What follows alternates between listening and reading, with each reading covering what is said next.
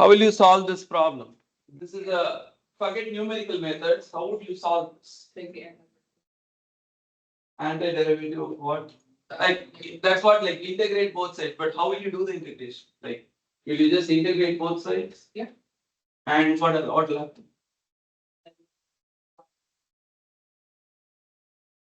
But you're trying to solve for y. Yes. Just substitute the initial condition. Initial condition won't help you actually get y. It's just like telling you I'm dropping it with at some height. After that, it won't tell you what will happen. This equation tells you what happens at later times.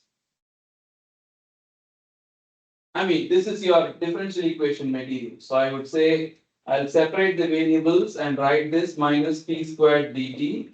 Now if I integrate both sides, I'm going to say ln y equal to minus t squared plus a constant, or I'll say y of t is exponent of minus t squared times exponent of c.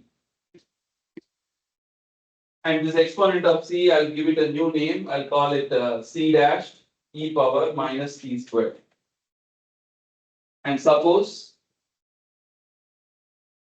y of 0 equal to 1, then I would say 1 equals c dash e power minus 0 squared, or c dash equal to 1. So the solution to this ODE or initial value problem is y of t equal to e power minus t squared. Yeah. Are you doing the antiderivative of negative t squared is equal to negative t squared plus c? I should have written. Negative. Okay, I'll make this problem minus yt. So this is t squared by 2, t squared by 2, t dash is 1, t squared over 2. I needed a toy problem for which I can get the solution. And now we want to learn several numerical methods and test it on the toy problem. Just like we did for integration, where we knew an integral, we knew the exact value, and we learned different methods and tested it against the exact value.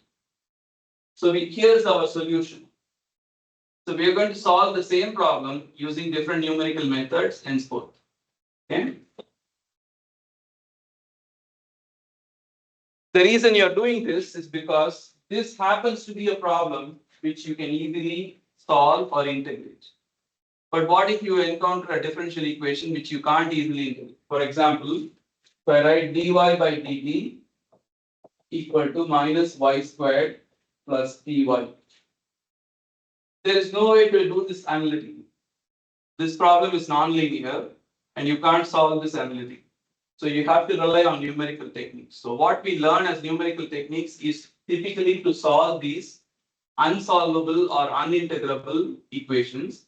So we are going to learn it on a very simple equation, but apply it for complicated equations. Okay.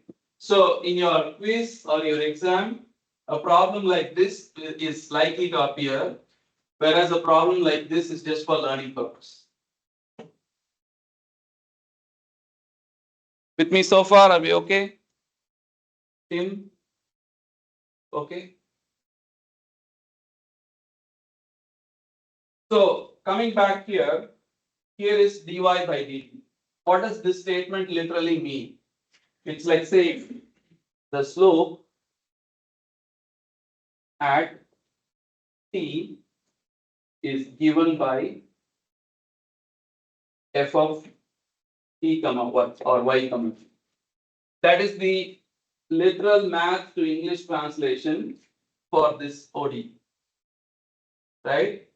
If I write, for example, d squared y over dt squared is some function g of t comma y comma dy dt.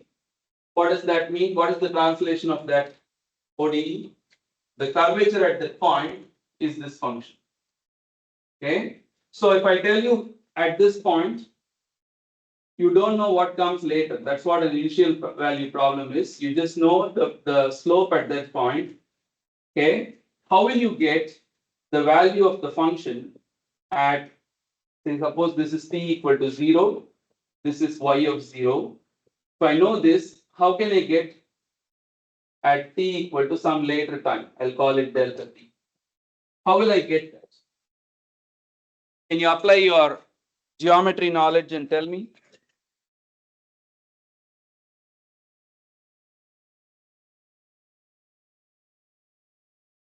Here's a triangle.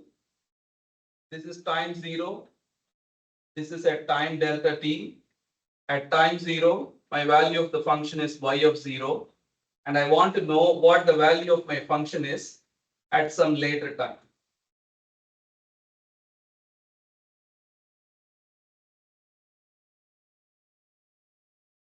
You know the slope at this point. Slope here is equal to the dy by dt at that point, which is equal to f of t comma y.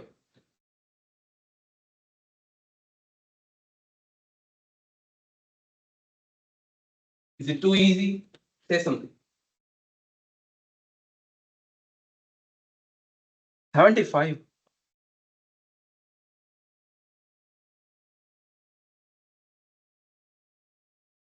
If you know the function at one point, or if you know a value at one point, how do you get the next point if you also know the slope? That's my question.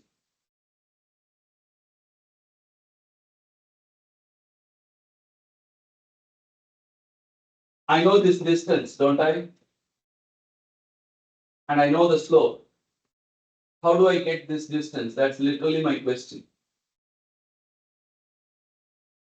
You know the distance of the slope? I know this distance. I know the slope. You get me this distance. That's all I'm asking. So slope, which is f of t comma y multiplied by delta t, should be this distance. And if I want this point, I should add whatever this point is, y of 0 plus this. This should be equal to y of delta t. Do you see this and we say, oh yeah, that makes sense. All I'm saying is, if you are at this plane, and if you want to know what is at this elevation, just take this distance, multiply by the slope, and you get that elevation. Right? It's very simple geometry. So this idea of saying y at the next point is y at the current point plus the slope times step length. This is the very simple idea which we are going to repeatedly apply as different numerical methods. Don't get bogged down by all the indexing and t plus delta t, all that. As simple as the next value is the current value plus slope times step length. Keep this in mind and we'll repeat it again and again. Okay.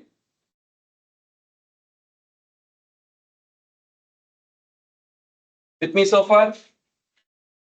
Yeah, okay. All right, so now to make this a little more formal and easier to implement on a spreadsheet,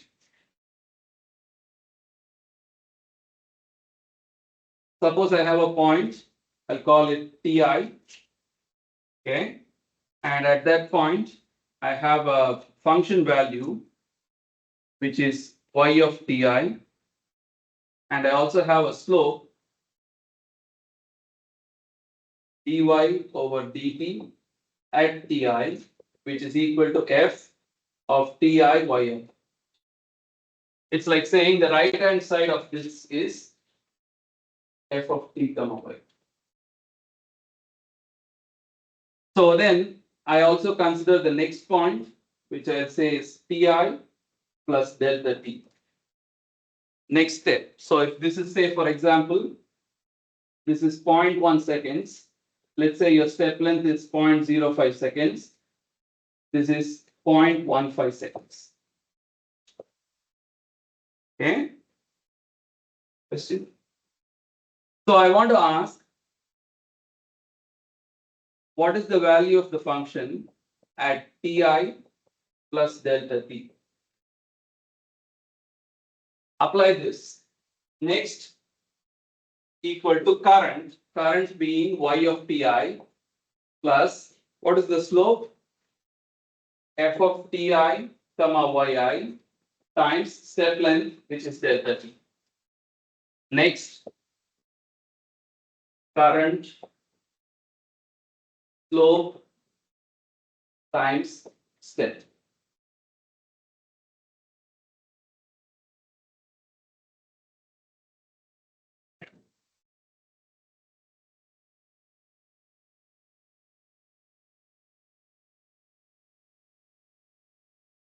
You are okay with this, right? So this is a very simple way to get the value of the function at the next point. Now suppose you have the value of the function at this point, and then I'm asking you, please get me the value of the function at ti plus 2 delta t. At ti plus 2 delta or 3 delta t, 4 delta t, and so on. So this goes on, and once you compute this, you can compute the next. Once you compute that, you can compute the following and so on. So if you go back, at some point you need to know what the initial value is, which is usually at t0, and this is the value we call the initial condition. It's a very self-explanatory word. It says initial right here. It's the initial condition of the function from which everything starts. The function evolves, and the law or the equation with which it evolves is this ODE. Okay. So let's apply this method, which is given the name Euler's method. And Euler's method is covered in section 25.1.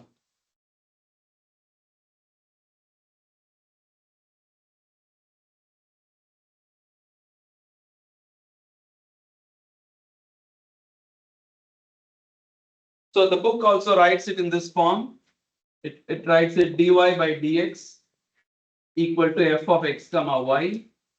So yi plus 1 is yi plus f of xi yi times h. This is how the book writes it, and this is how I have written it because I have made time or t to be a variable for time. They have written it in terms of x and y, but same thing. In fact, I would disagree with the authors of the book to write it this way because it gives the false impression that when you have time propagating, time has certain properties. Time can only increase. You can't go backwards in time. Time cannot be negative. So this way of talking about it makes more sense to me than talking about it in terms of x and y, which gives you the wrong impression that it could be also spatial. It cannot. It can only be actually time-based or initial value problems. Okay. So I want you to mentally switch or take this equation, but remember that this is still talking about time and not space. Okay. Shall we do this problem? Okay. So let me write out the problem statement. This is going to not going to, this could appear on a quiz or exam, like saying solve dy over dt equal to minus ty using Euler's method with initial condition y of 0 equal to 1 and step length t, or I would say, and time step delta t, also referred to as h by the book, equal to 0.05.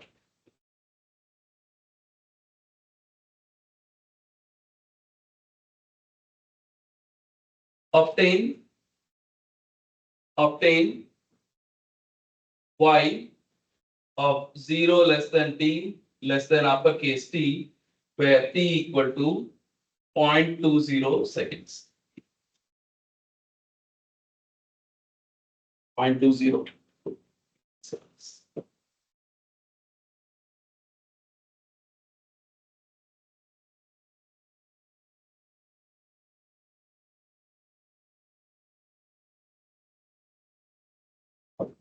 Start with a table that looks like this. time, okay, and then you have y of t, sorry, you have f of t comma y, and then y of t.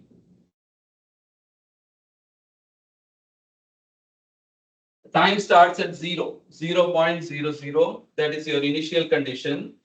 And it doesn't matter what the function is, or this doesn't apply, okay, not applicable.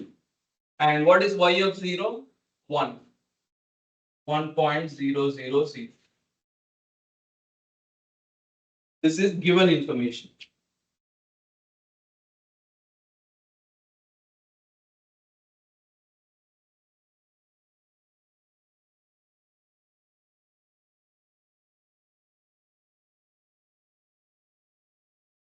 So I'll also write y exact of time, which is e power minus t squared over 2. And then we'll do a comparison. Okay.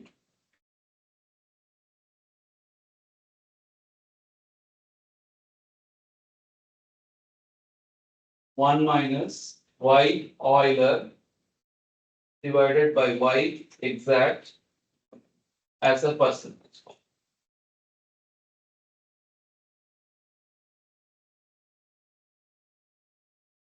This template is going to stay for all the methods we are going to see.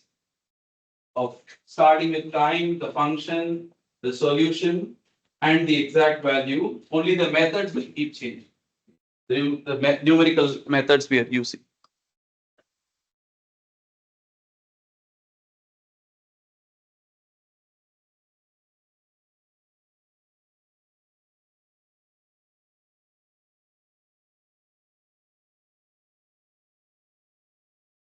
Okay, what's the next step? We wrote down the initial condition. Next is, what is the next step? Our time step is 0.05. So the next time we would compute is for 0 plus 0.05 of just 0.05 units of time. What would be the value of the function at 0.05? This is by the way, this is your f of ty minus y t. You consider this to be I or current. This is next. So you should substitute the value of t and y, which are corresponding to the current value, which is minus 1 times 0, or this is just 0.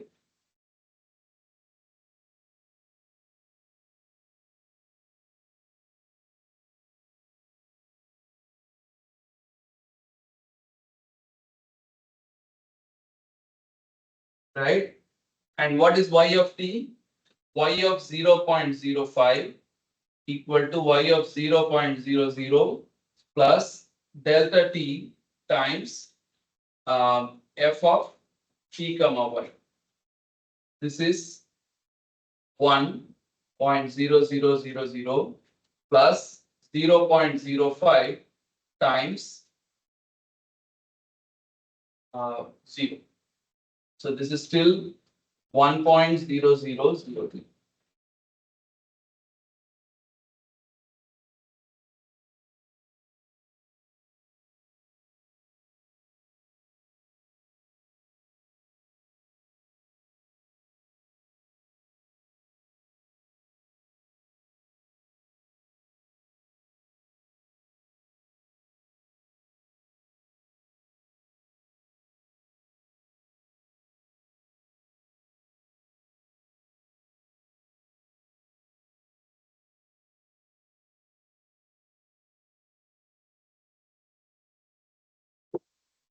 With me so far?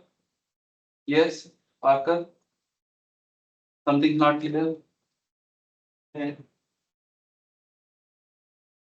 Then I don't understand why it's -1 times 0 right there. That would see why. so the function is minus yt. So minus whatever y is, which is 1, and whatever time is, which is 0.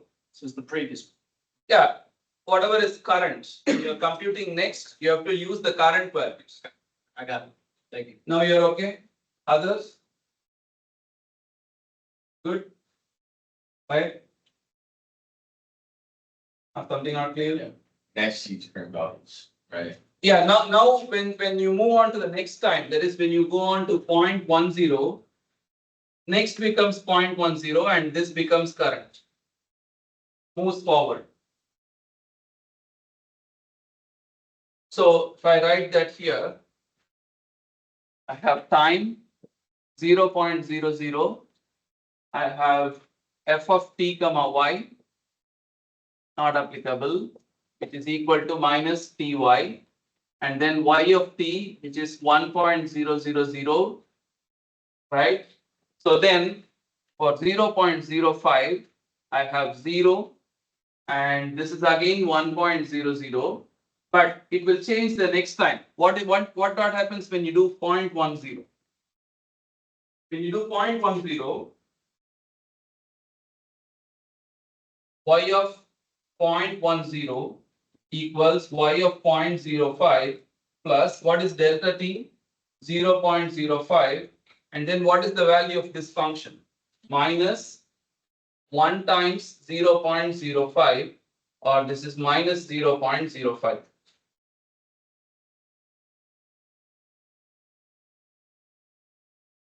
So this would be 1 minus 0.0025, or this is 0.9975.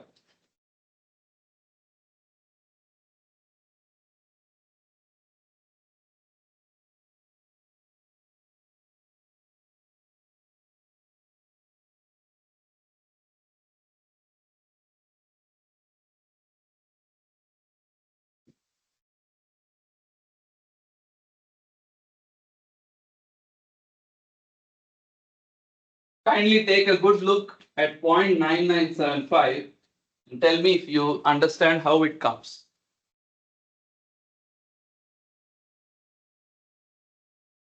Anna, something not.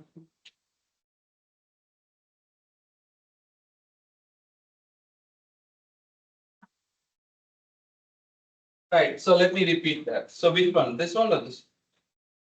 Okay, so at time 0.1, you should compute the function f using the values of time which correspond to the time 0.05. So which would be, what is the value of y we computed previously? That still happens to be 1. And that is not a physical thing, that is a numerical thing. That the nature of the numerical method we use has a lag in memory. For some reason, it is still not updating. And the reason being, when you have time 0 and you have a function that looks like this, it artificially says the slope is 0 for one more time, again at 0.0.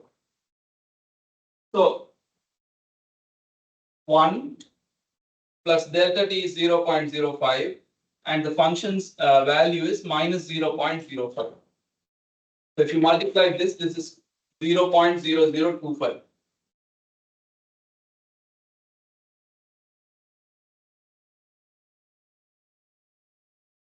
So 1 minus 0.0025 is 9975.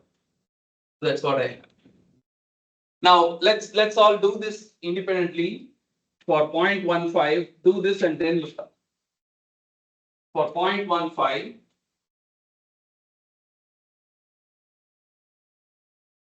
I'll have minus 0.9975 times the time, which is 0.10. So the value of the function would be minus 0.09709 minus 0.09975. And the function would be 0.9975 minus 0.05.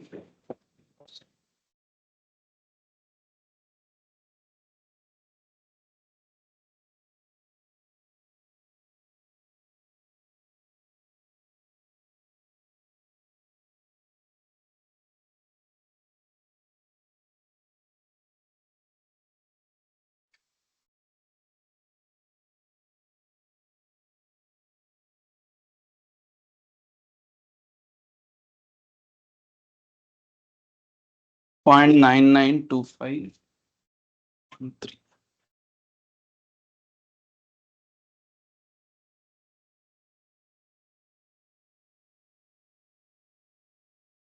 Nine nine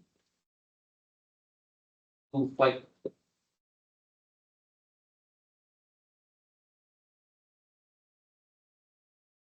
Also do 0.20 minus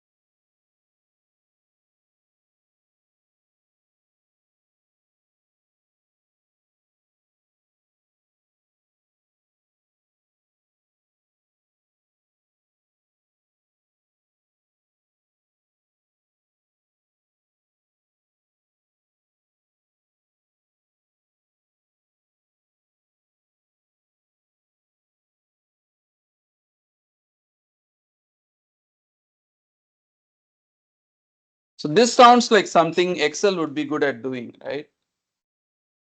Easy and just a simple formula that you keep repeatedly applying.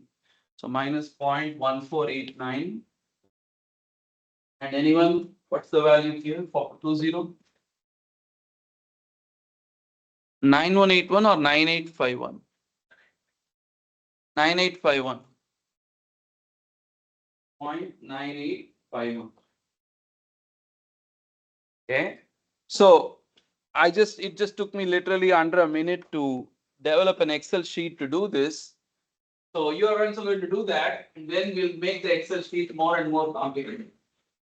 Okay. So if you have your computer, please open Excel and let's do this.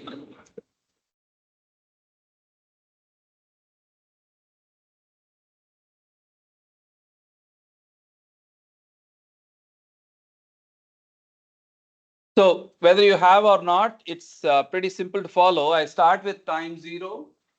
The value of the function is 1. That's given initial condition. And then I have a step length of 0.05. So I generate values simply by adding the step length to the previous time. Okay. And then I compute the value of function based on the previous row. That is based on the current value. So if you want, I'll annotate here saying if this is next, this is current. And then it keeps on shuffling forward.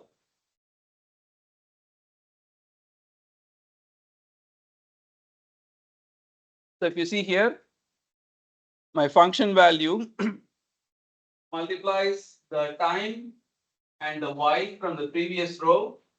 And then if you go to the column C, which is the updating, my formula is to write the value of the function is the previous value plus the slope times step length. That's what I put there. Or step length times slope. So go ahead, create this.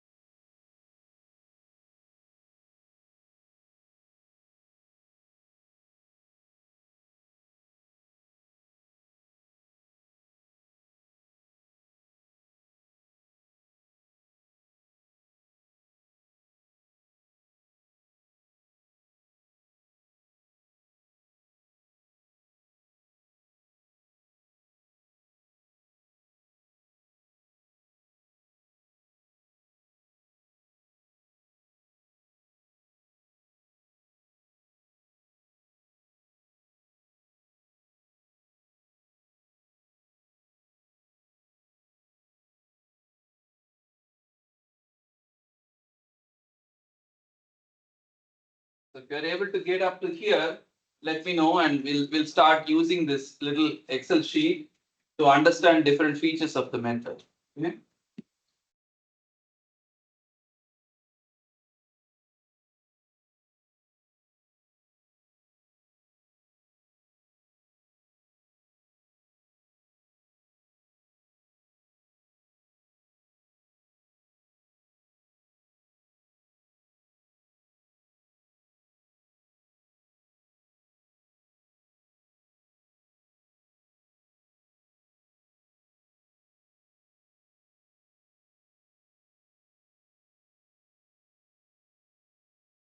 Yeah, Is the negative and the exponent like supposed to be separated? exponent of negative t squared by 2. That's the exact solution. I know, but I'm saying this, you do the t squared, it's a negative inside of it or outside of it.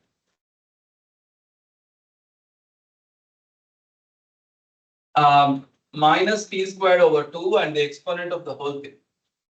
And what did I do? I did that. Just saying the numbers, we're not getting any closer. Not getting any closer. Okay, we'll see why. So this will be minus dt will be t squared over 2 ln y exponent of minus t squared over 2. We'll see. It could be a little more nuanced than what we think about the agreement and disagreement. No, they are not. They are actually diverging.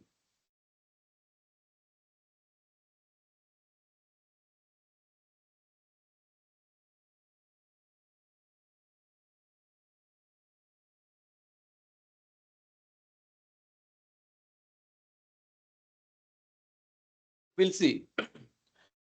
Are we up to here so far? Those who are doing the implementing the Euler method? Yeah, okay. So first thing I want you to try is that you have a step length of 0.05, right? Is everybody like having this so far? Let's try with the finer step length. Let's see how the method behaves as you make the step length small. So if you make the step length smaller, okay, actually, hold on. So let's say we take this up to 1. Did I do this implementation correctly? Exponent of minus t squared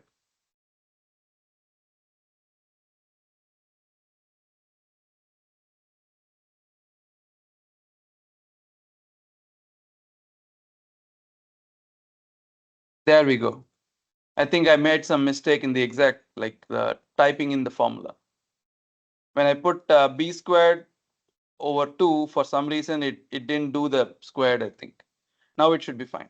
Okay, so is everybody up to here? You are having the solution. Okay, so let's do a quick plot.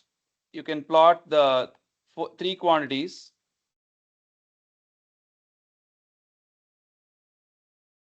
Okay.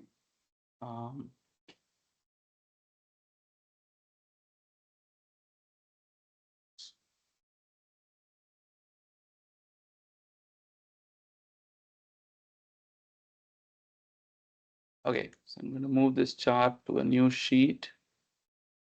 I want the slope. Okay, so here we go.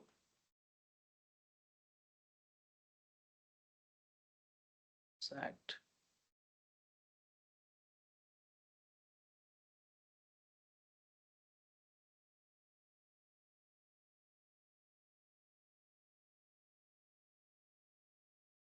Okay. So if you look up, the dots are the numerical solution and the line is the exact solution. So you can see that they are actually pretty close to each other and they follow a good trend. So if you compute the difference here, this is 1 minus numerical method divided by the exact method expressed as a percentage.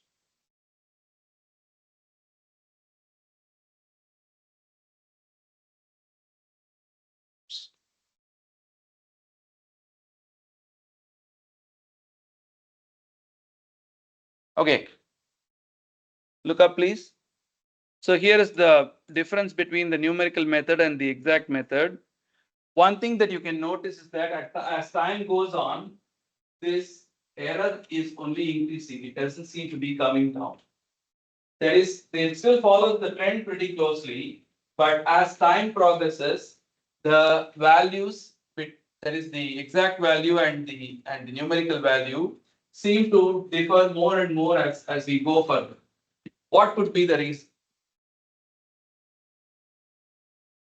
Why is this? You can do this. You can increase the time for some more and compute up to, say, for example, 8.25, and at some point the error is just like too large. Error becomes completely high. Okay. In fact, let me just cut it off at around 3. Even for 3, the error has grown up to like nearly 15%. What is going on here? Why is the error keep on increasing? What do you mean by overshot?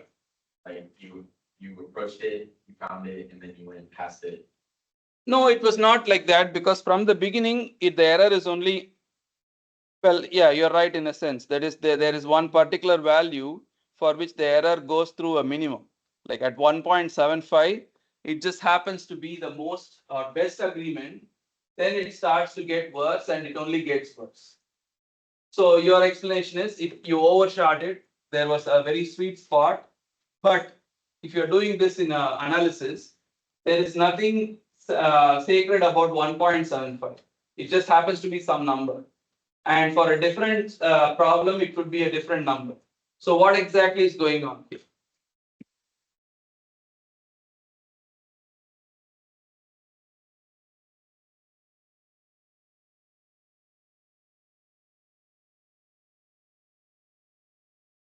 What is the basic idea of this method? What are we doing?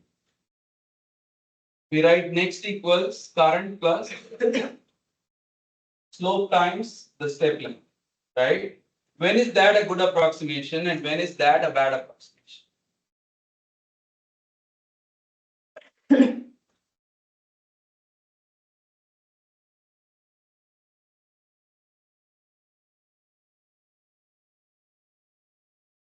When is it okay to write something is just slope times the step length, and when is it not okay to write? Linear. When the underlying function happens to be linear, correct? Okay, what were you going to say? Linear. Linear. So for a while we did get a good agreement. Does that mean our solution is linear for some time? What does that mean? You did get good agreement here. It's pretty good within a percent. So why is it within a percent? Slope is consistent at that point.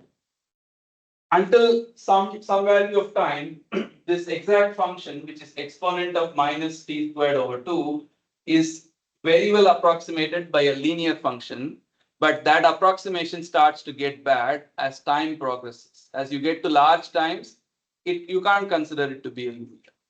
To prove that, you can just take the function. So what is exponent of minus t squared? Minus t squared over 2. And you can write this 1 minus t squared over 2 plus t squared over 2 squared over 2 factorial minus and so on. This is like a Taylor series expansion of the function. And for small values of time, you can say e power minus t squared over 2 is approximately equal to 1 minus t squared over 2, and discard all of that. Which is what we did when we derived numerical methods, right? We threw away higher order terms, right?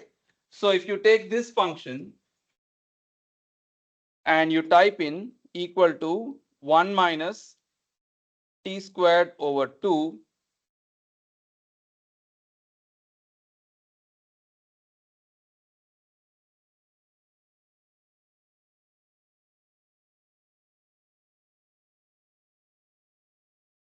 okay, check it out. For a while, this function is a pretty good approximation of your exact solution. 9987 9988. 9950, 9950. 9888, 9888. Until about 0.45, it's not even differing much. So for small values of time, this linear method or this Euler method gave you pretty good agreement. But so what is the inference you take away from this discussion?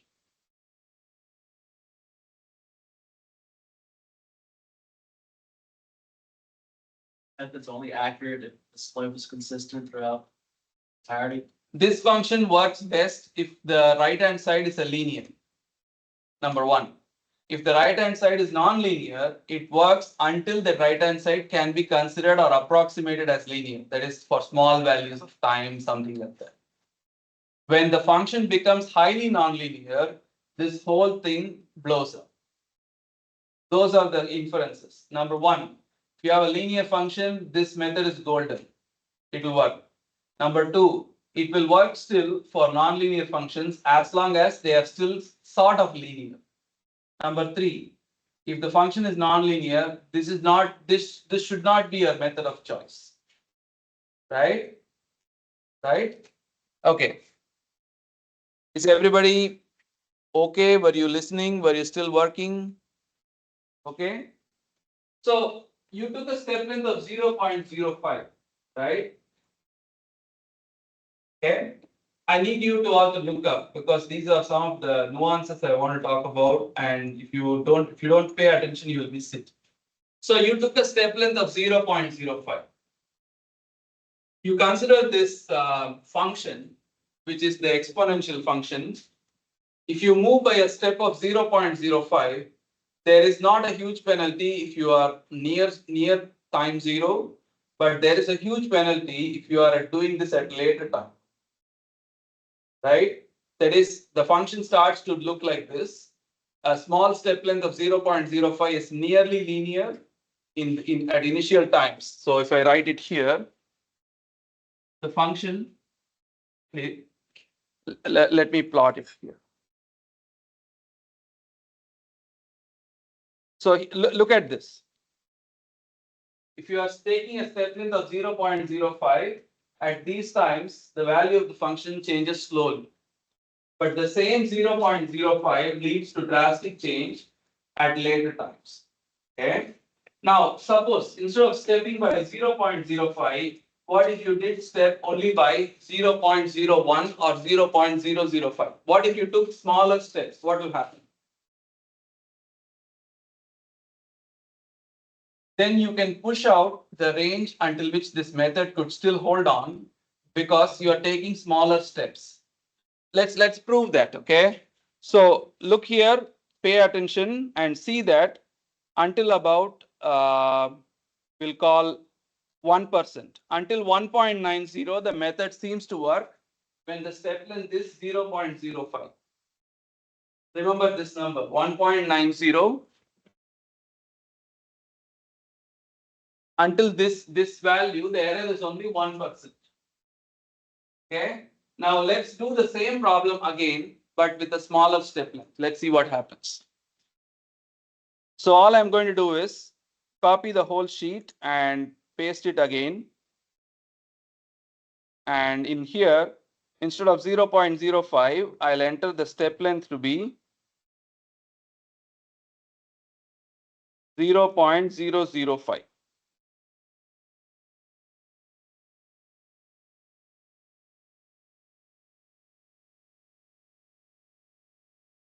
I'll enter the step length to be 0.005 and then I'll push it out to more values.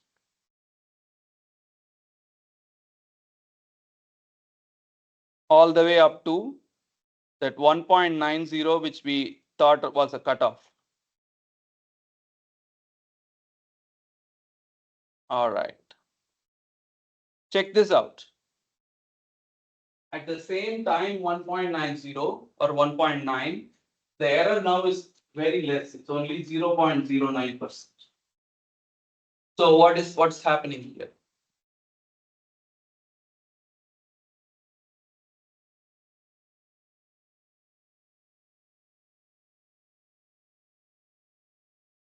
I'll write it here.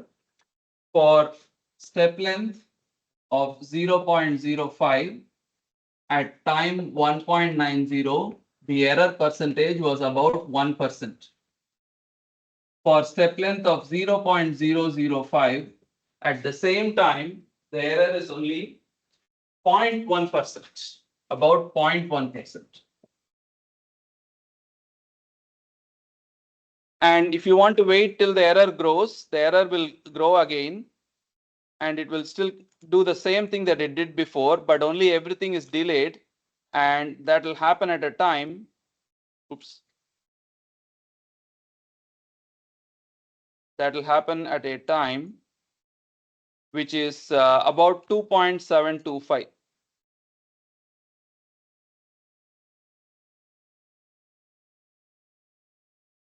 So at 2.725, at t equals 2.725, error reaches 1%. So what is the takeaway from this? What can we infer?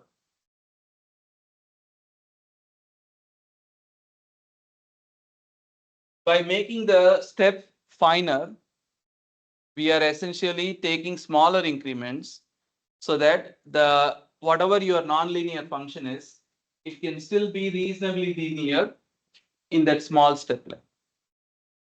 Now, without doing it, if I ask you, what if you make the step length 0.0005? In that case, at the same time, what do you expect the trend in the error to be? And then at what value of t would you expect the error to reach 1% again? Without doing the work, tell me. Would you expect the error to be smaller or equal or greater than this previous number? Smaller. It gets even pushed out, right? So error will be even smaller. And this will be even later. Smaller, later.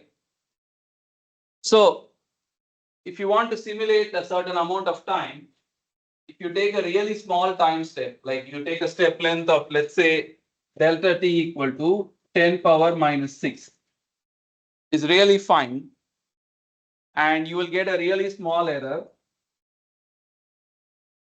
and you can up. The method works for large times as well. Okay, everything is good, but what is the downside of making the time step finer and finer and finer? If you make the time step really small, you are getting good accuracy. That you agree? But what is the downside of that? What is the downside of your good accuracy? Too many calculations, too many operations, right? So look at this. When you did time step of 0.05, you did only 40 operations to get to 1.90. But if you took a time step of 0.05, how many operations do you need? So number of operations to get to 1.90, this is 40 operations. This would be 400 operations. You have to do 10 times more number of calculations. If you do 0.0005, that will be 4,000. So number of operations keep increasing. And that means more computing, more effort, more expense, and so on. Okay. So let me ask some questions. A Euler's method.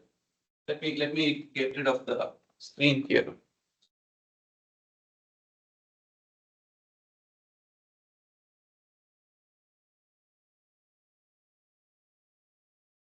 It's still working on something on the calculation. Seconds. All right.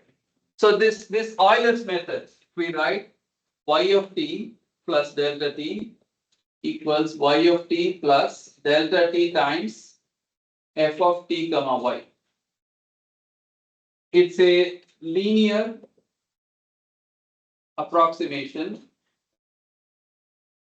in the sense accounts for only slope and neglects all higher order derivatives.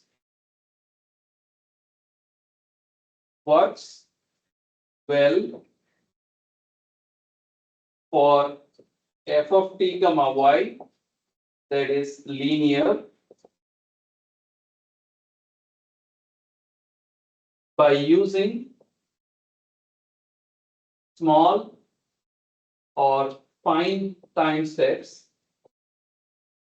Applicability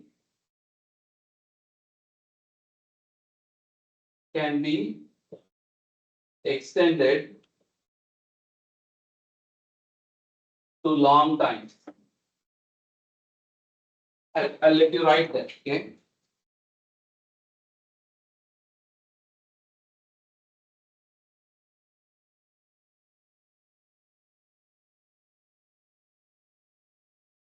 I have just one question for all of you. In spite of making the time step smaller, why does the method eventually go bad? Eventually, at some point in time, the method will start having a large error. Why?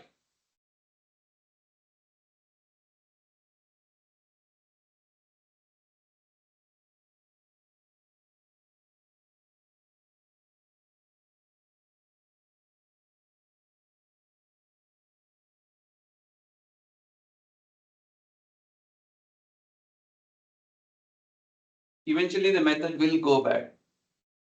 Why?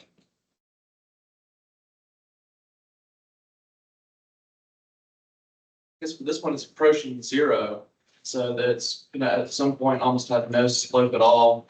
But for how we're doing it, there's still gonna be a slope. There is always slope. There is this statement right here is the slope. But what we don't account for is when you write y of t plus delta t equal to y of t plus dy by dt times delta t plus t squared y over dt squared times delta squared over 2 plus and so on up to infinity. What we don't account for is all these higher order derivatives, which will eventually catch up. Even though they are growing slowly, they will eventually catch up if you persist for long enough times. So that's why this method or any method will eventually start having problems. So then what is the way forward? How do you then deal with life if you know that everything will eventually go bad? Stop. Stop. No wonder divorce rates are so high.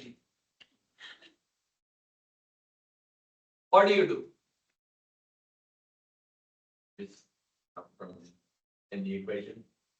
So couple of things that I'm just giving you as opinion. One thing you do is you try to assess the accuracy of your numerical method by functions or test problems that are closely similar to your real data. So if you're going to work with data that looks like this, then you test it with a function that is analytically known. Okay. The other way is you have to do what is called as step length sensitivity. That is, your interest is to compute the value of the function at a certain time, 1.90, let's say. You can compute it with 0.05 or 0.005 and so on. But what will happen is at some point, the additional benefit in making the time step finer will go away. It's like saying 0.005, which is like writing 5 times 10 power minus 4 and 1 times 10 power minus 4 will give you pretty much the similar answer. So you might as well stick to the 5 times 10 power minus 4 and not do further refining. At one point, the benefit will stop. That's when you know you have attained some kind of plateau in the accuracy. Okay. So this process, it's not mentioned in the book. Step length sensitivity. So it's like saying you can make the step length finer. Keep going leftwards. You will have at some point a plateau, and this plateau is what you want to operate in. and you can choose the largest value that will give you the same accuracy. Look at this section.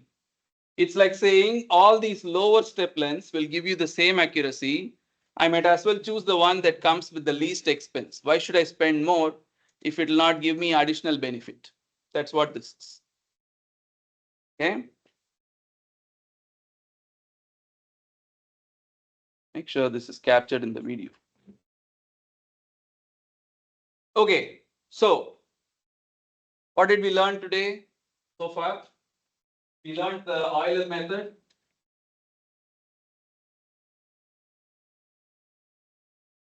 We learned the summary of the features of the Euler method. It works by approximating the slope. And we also saw what is the sensitivity to the step length. Generally, as you make the step length finer, your accuracy will increase. Okay. But you can't make that indefinitely finer because that comes with a lot of computational expense. That is, if you do more finer step, you'll have to do more calculations, like 4,000, 40,000, and so on, more calculations. Okay. Questions? Something not clear? Please speak up. Lauren, is it all too clear? Okay. Hard to believe, but.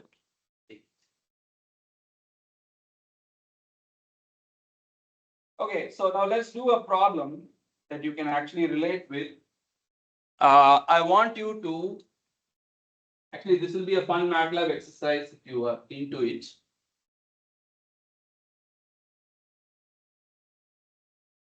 Okay, a sphere is dropped from a height of 100 meters, okay, and let's say the diameter of the sphere is 1 meter. The large object, 1 meter sphere. Okay. Calculate the trajectory of the sphere until it strikes the ground.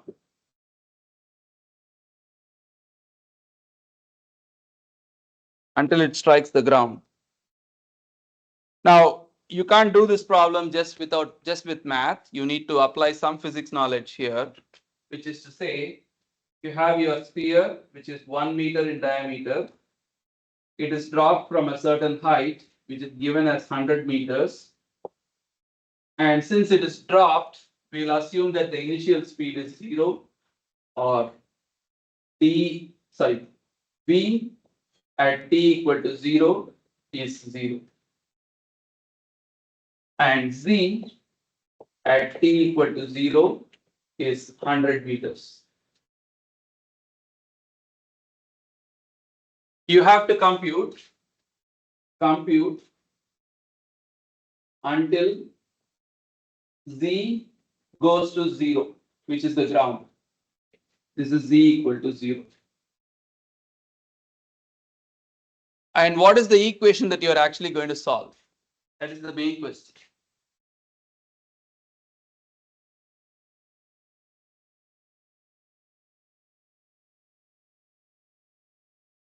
Right, you're just going to solve F equals ma, right? Mass times acceleration, or dv dt for the ball, should be equal to all the forces that act on it. What are the forces that act on this ball? Gravity, so okay, we can write mg, and air resistance, so we can write minus, we need a formula for drag resistance, which is typically written as the drag coefficient multiplied by the velocity squared times, or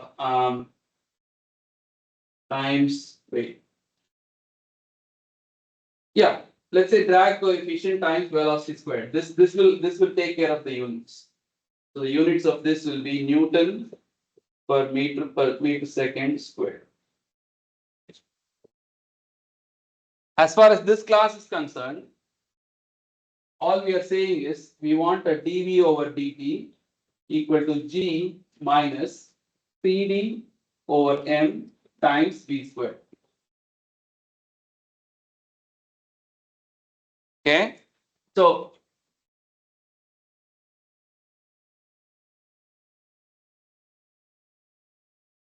we have dV over dt equal to G minus, I'll just give it a symbol, I'll call it minus alpha V squared.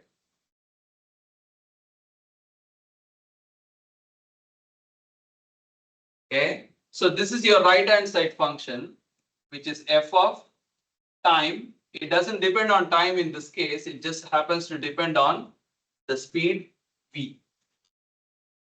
And we want to calculate what is v of t, which you can now do using your knowledge of Euler's law. Do you see how you would do it? This is your f of v, that is wherever this function is, you'll have to use the right hand side. Initial condition is velocity is 0.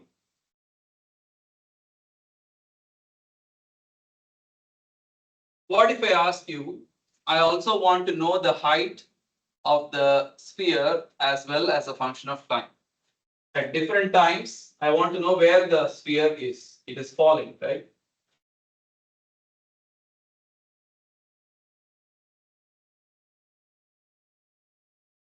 What is the relation between the speed and the height? Okay. One increases, the other one decreases. Now you know the relation between speed and displacement or speed and distance. What is it? Speed is derivative of displacement. Or you can write it the other way, dz over dt equal to v of t, or just v. And dv over dt equal to g minus alpha v squared. We have two differential equations which are connected to each other. The second depends on the first. Right? I mean, yeah, second depends on the first. So if you want to know only the velocity, it is enough if you look at this equation alone. But if you want to know both the height and the velocity or height and speed, you need to solve them together or solve them simultaneously. With me so far?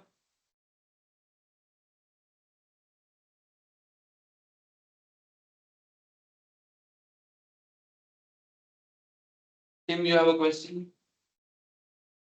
So how you gonna do it? You're worried that I'm going to ask you to do this manually? We'll set it up and then we'll do it in Excel, but I want you all to be able to set it up.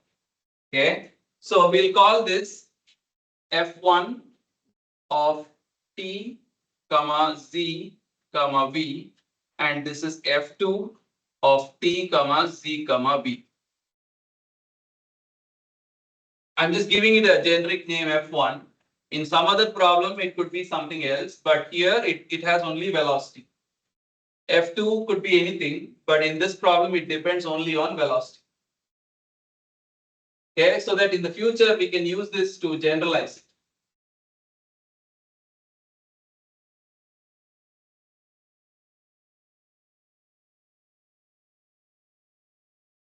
What is the initial condition for this each of these ODEs?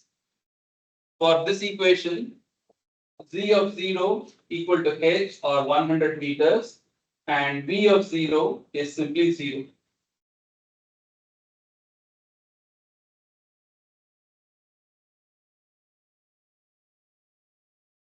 We'll write the first few steps and then switch to Excel. Okay. All right. So how do you write the solution to the first equation?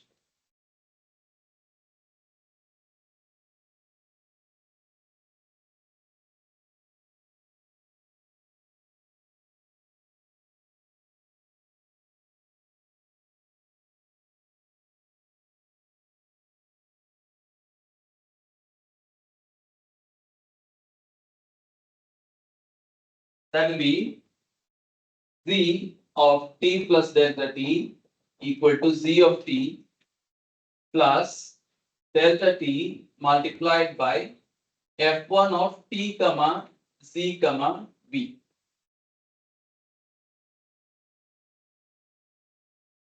And then the second equation is v of t plus delta t equal to v of t plus delta t times f2 of t comma z comma v.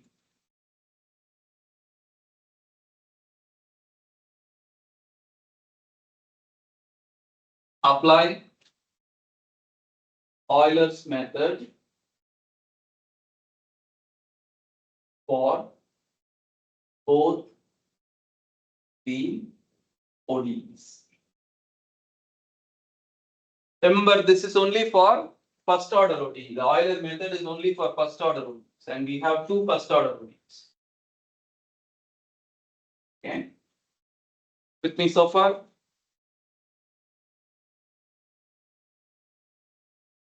Mary, are you okay?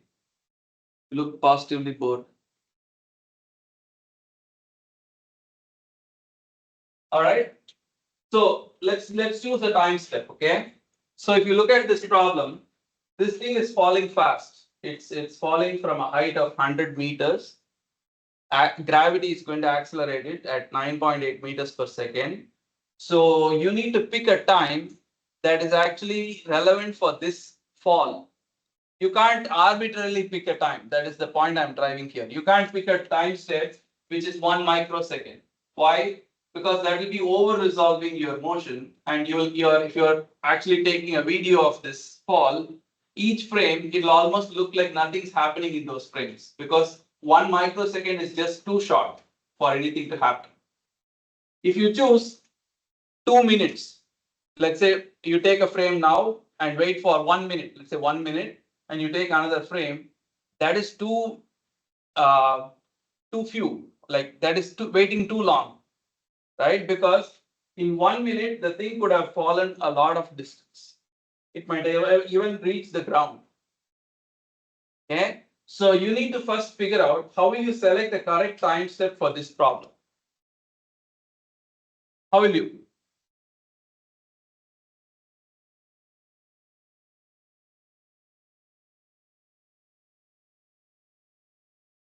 How will you select a correct time step for this problem, or any problem for that?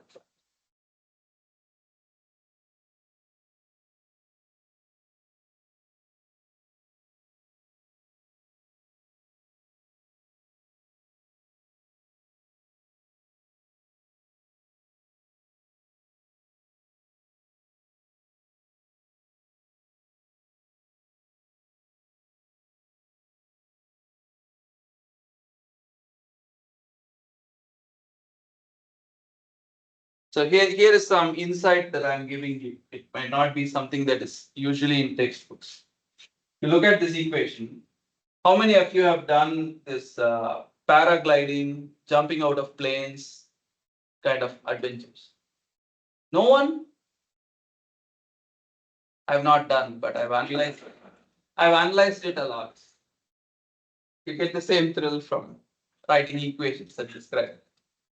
So if you are doing this, at least if you see people who do this on videos, at some point they will fall at a constant speed, because the gravity that's pushing them down or pulling them down is resisted by the drag force that is resisting the motion. And if you look at this, when you jump out of the plane, you are initially at rest, so you accelerate pretty quickly and your velocity goes from 0 to something. This term here is a constant. The force that is pulling you down is a constant, whereas the force that is resisting you grows with velocity. So it's like saying here is the drag force, which grows with velocity. So it has to grow velocity squared. So this is CD divided by mg or mv squared. Whereas gravity is a constant. The constant. So at some point they will become equal to each other. At that point, you have mg equal to cd over m, or g equals mcd over m times vt squared. We call it terminal velocity. You have reached a constant falling speed. After that, if you catch a video of that person falling, they will fall equal distances at equal times, meaning their velocity is constant. So you can figure this out without doing any calculation or without doing any ODE solution. Just take this equation, set the left side to be 0, solve for Vt. So Vt, the terminal velocity is mg over cd square. And whatever that number is, it is some meter per second. Like it's like saying you fall 1 meter per second, 1 meter every second. That's the implication from there on. From that point, that object will be in constant fall. Okay. So you take that Vt, which is like a characteristic speed. It is the terminal speed. Okay. It's like a terminal speed. Before you attain Vt, sorry, before you attain terminal speed, the speed was increasing, meaning it was only less than Vt. Okay. So you can take the total height h. You take the total height h and divide that by Vt. This is like an approximate falling time. Nominal falling time, if you want to call it. Nominal falling time.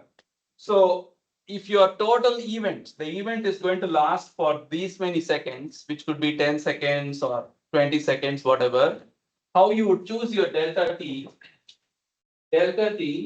should be some fraction. I call that like gamma times t fall, where gamma is a small number, like a safety factor. So let's say gamma is equal to 0.01. We'll choose that.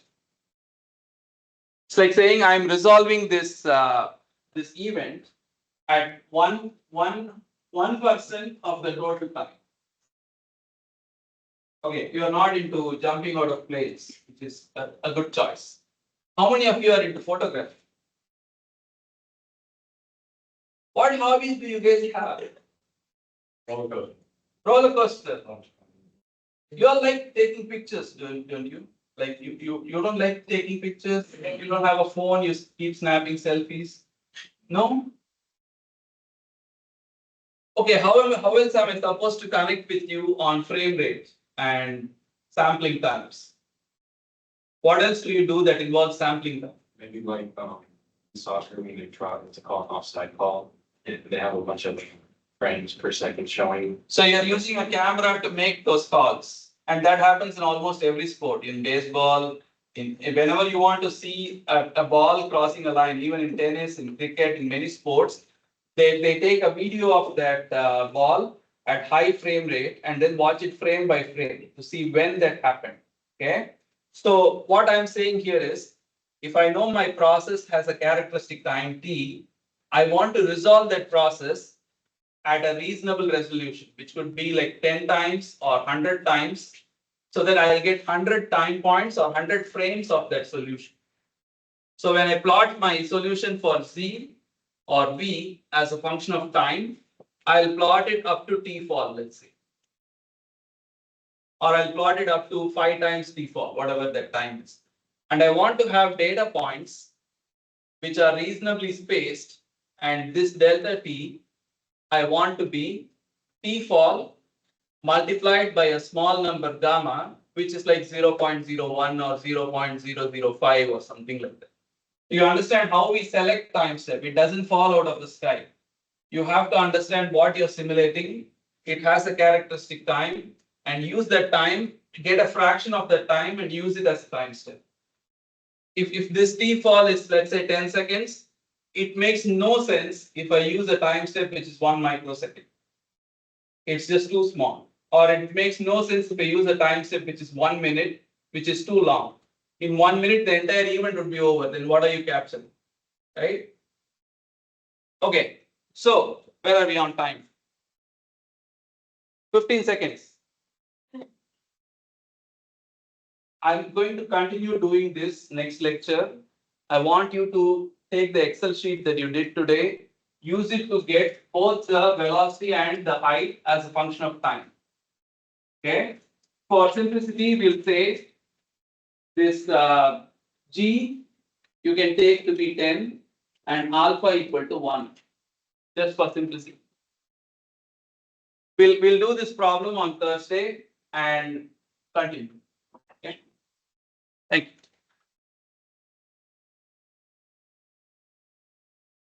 I'll post a quiz again on Thursday on this topic, which will be due the following Tuesday. Okay.